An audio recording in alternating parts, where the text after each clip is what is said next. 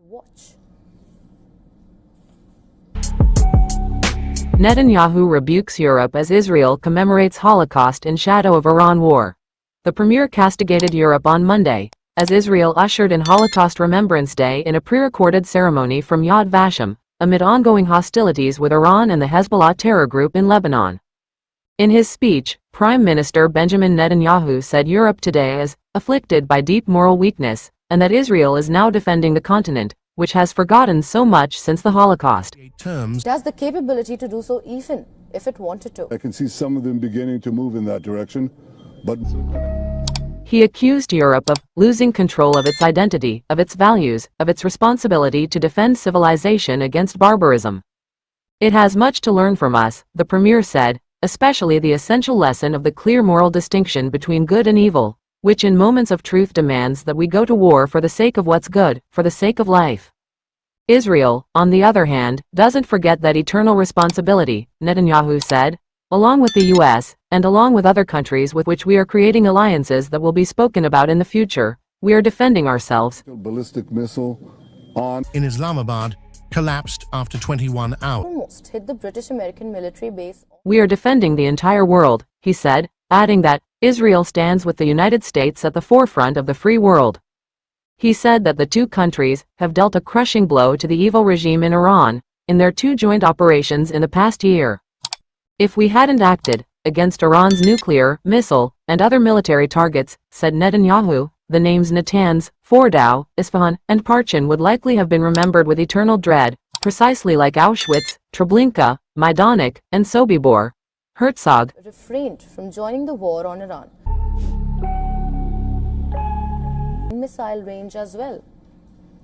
We didn't rise from ashes to be consumed by discord. President Isaac Herzog, in his address, called for national unity, saying Israel did not rise from the ashes of the Holocaust only to be consumed by the fire of discord. The president weaved his address around the story of Holocaust survivor Magda Beretz and her great-grandson Asaf Kafri, an IDF soldier. Kafri was killed in combat in Gaza last year, and Beretz received news of her great-grandson's death while at the site of the former Bergen-Belsen concentration camp. Israeli war on Iran. All from Benjamin Netanyahu to J.D. Vance has made clear we will provide. Where she had once suffered during the Holocaust, she died shortly afterward. Exactly 70 years separated them, Herzog said, but one spirit bound the generations, a spirit of heroism, of dedication, of determination, a spirit of fighting for the only home of our people, the State of Israel.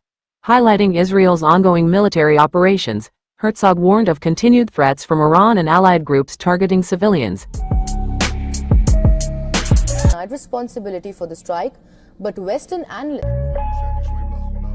He also called on world leaders to move beyond rhetoric to take decisive action against anti-Semitism before it's too late. Israel will continue to preserve Holocaust memory for future generations, even after the last survivors are gone, he concluded. In honor of the day, the Jerusalem municipality illuminated the old city walls with images of the yellow badge, alongside memorial candles and the words, "Remember," and "Never forget." I can see some of them beginning to move in that direction, but And Iran. The capital is home to approximately 6,900 Holocaust survivors, who receive social services throughout the year, according to the municipality. At the start of 2026, there were 111,000 Holocaust survivors total in Israel, according to the Central Bureau of Statistics.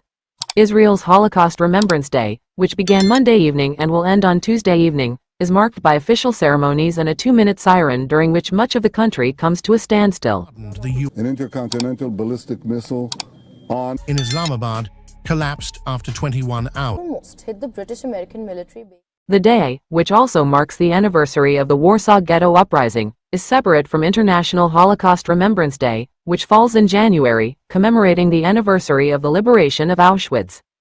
Though the central ceremony at Yad Vashem was pre-recorded this year, due to the fragile security situation, local ceremonies will still be held across the country, as well as the many small living room gatherings held each year in which Holocaust survivors are invited to tell their story to the public. Diego Garcia is about 4,000 kilometers away from. Allies have refrained from joining the war on Iran. At the Auschwitz site on Tuesday, some 50 Holocaust survivors will lead the annual March of the Living, alongside survivors of recent anti-Semitic terror attacks in the US, UK, and Australia. That's what we can say. Don't forget to support our channel by liking, commenting, sharing and subscribing. We thank you all for your support.